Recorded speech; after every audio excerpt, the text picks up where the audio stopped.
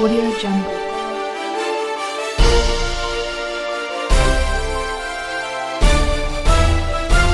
Audio Jungle.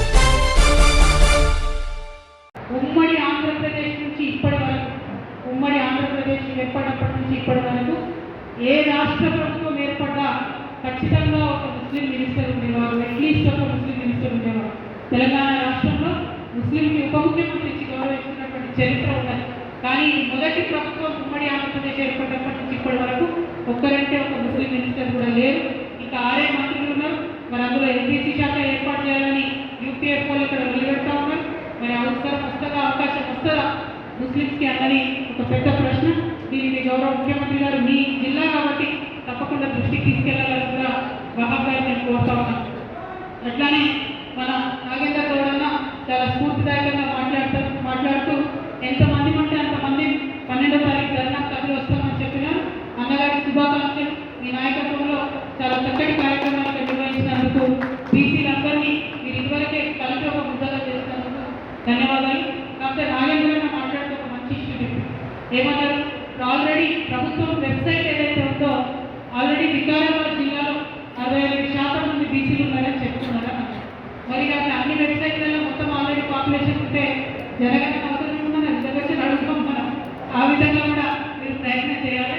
ఇక్కడికక్కడ ఒత్తిడి పెంచే మనం ఖచ్చితంగా 65% ఉంటే ప్రతి ప్రభుత్వ కార్యక్రమంలో మన వాటా వచ్చిందా లేదా మీ జిల్లాలో మీరు మానిటర్ చేస్తూ ఉండాలని చెప్పి కూడా మేము రిక్వెస్ట్ చేస్తూ ఉన్నాం.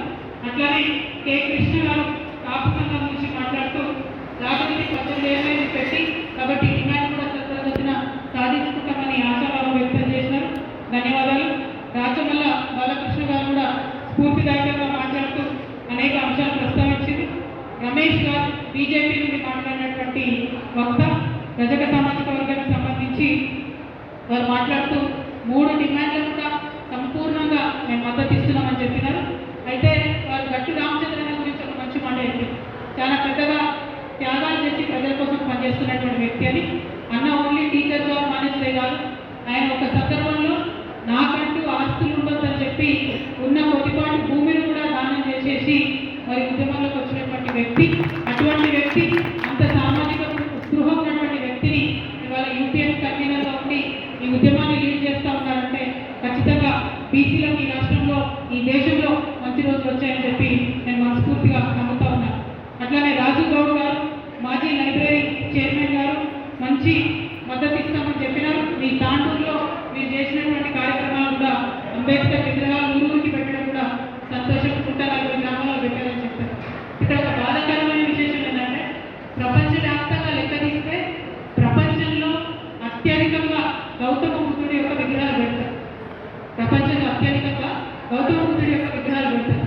కానీ ప్రపంచంలో అత్యధికంగా కూలగొట్టబడి డ్యామేజ్ చేయబడి అత్యాచారాలు చేయబడినటువంటి విగ్రహం ఎవరికంటే అది బాబాసాహెబ్ విగ్రహం. అది కూడా చాలా బాధాకరమైన విషయం. ప్రతి చోట ప్రతినిత్యం ఎక్కడో ఒక చోట ఈ అరాచకాలు ఇంకా ఈ దేశంలో జరుగుతుండడం నిజంగా చాలా కారణం. అదేవిధంగా ఇదివరకు నుంచి ఎప్పటి నుంచో అనుబంధం మరి ఉద్యమకాలం తెలంగాణ ఉద్యమం అంబేద్కర్ విగ్రహ సాధన దగ్గర నుంచి మొదలు పెడితే ఇప్పటి వరకు మీరు అదే స్ఫూర్తితో ఉన్నారు. మనం ఏదైతే జై భీమ్ జై పూలే స్ఫూర్తి అనుకున్నామో దానికి నిదర్శనంగా మీరు మాట్లాడినటువంటి మాటలు ఉన్నాయన్నా 12వ తారీఖు ధర్నా కూడా మీరు వచ్చి మద్దతు తెలపాలని చెప్పి మనం స్ఫూర్తిగా కోరుతా ఉన్నాను. అట్లానే తమ్ముడు నరేష్ కుమారి గారు మన రంగారెడ్డి జిల్లా కన్వీనర్ గారు నేను అన్నట్టే బీసీలో ఆల్రెడీ ఐక్యం ఉంది, మనం టెన్షన్ పడేది లేదని చెప్పి చెప్పినటువంటి సోదరుడు దత్తాత్రేయ గారు విద్యార్థి విభాగం, శివశంకర్ గారు, కొల్లా శ్రీనివాస్ గారు, అశోక్ యాదవ్ గారు మీరంతా యూపీఎస్ తరఫున మాట్లాడినారు. అందరికీ కూడా ధన్యవాదాలు. అయితే ఇక్కడ చివరిగా ఒక అంశం మాట్లాడుకొని మనం ముగిద్దాం. అంబేద్కర్ గారు ఒక సంఘటన వారి జీవితంలో జరిగిందని చెప్తారు. అదేంటంటే ఆయన స్కూల్ పోతే పాపం ఇబ్బంది పెడతారు, మంచినీళ్ళు ఇయ్యని దూరం కూర్చోబెడతారు, చదువుకునే అవసరం లేదని చెప్తారు. లేదుకోండి ఫోటో మీద చదువుకునే అవసరం లేదని చెప్తారు. చెప్తే ఒకరోజు పాపం ఆయన బాగా బాధపడి ఆ తల్లిని అడుగుతాడు. ఏమైందమ్మా ఇట్లా నన్నెందుకు చదువుకొని ఇస్తలేదు, నన్నెందుకు ఇట్లా ఇబ్బంది పెడుతున్నారంటే మనం కింద జాతి వాళ్ళం కదా అని అంటే అంబేద్కర్ ఒక మాట అడుగుతాడు. అమ్మ ఏమని, ఎక్కడ రాసింది మనం కింది జాతుల్లో, మనం ఏ పుస్తకంలో రాసింది మనం కింది జాతుల్లో అంటే అన్నాడు. వాళ్ళమ్మ జవాబు చెప్పలేదు. కానీ ఆ రోజు ఆ చిన్న అంబేద్కర్ బాల అంబేద్కర్ ఒక మాట అంటాడట వాళ్ళ అమ్మతో, అమ్మ ఎప్పుడో ఒకసారి నాకు పుస్తకం రాసే అవకాశం వస్తే మాత్రం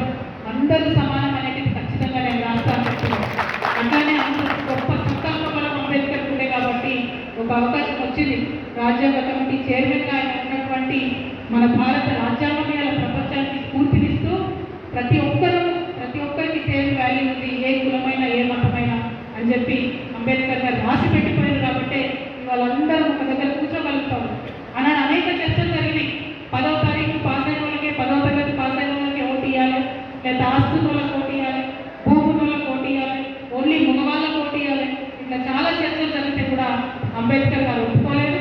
మనిషి అయి ఈ భూభాగం మీద పుడితే ఓటు హక్కు ఉండాల్సిందే, అందరం సమానమని రాజ్యాంగంలో రాయాల్సిందే అని చెప్పినాడు. మరి అటువంటి పట్టుదలతోనే ఇవాళ మనందరం కూడా ముందుకు కలుద్దామని నేను మీకు విజ్ఞప్తి చేస్తా ఉన్నాను.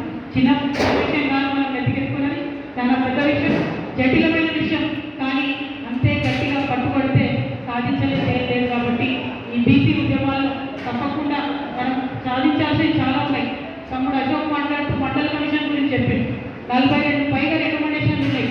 అన్నీ ఒకేసారి చెప్పి ప్రజల్ని కన్ఫ్యూజ్ చేయకుండా షార్ట్ టర్మ్లో చేయాల్సినవి చెప్పుకుంటూ వెళ్దాం.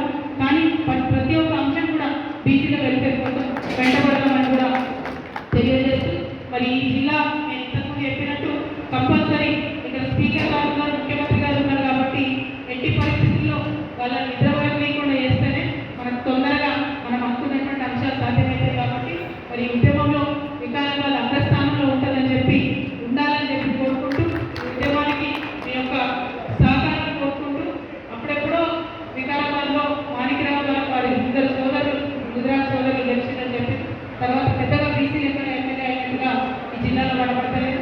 మనం ఇప్పుడు గట్టిగా ఉద్యమాలు చేస్తే ఖచ్చితంగా ఫ్యూచర్లో మంచి అధికారం మనకు వచ్చేటటువంటి ఆస్కారం ఉంటుంది. కాబట్టి ఆ లక్ష్యాన్ని ఛేదించడం కోసం అందరం కూడా కలిసికట్టుగా పనిచేద్దామని మరొకసారి మీ అందరికీ విజ్ఞప్తి చేస్తూ కోరుతూ, మద్దతు ఇచ్చినందుకు, ఇన్ని గంటలు ఓపికగా కూర్చున్నందుకు ధన్యవాదాలు. Thank you. జై తెలంగాణ, జై భీమ్. అరే జై భీమ్ అంటే జై పూలే, జై భీమ్, జై పూలే, జై భీమ్.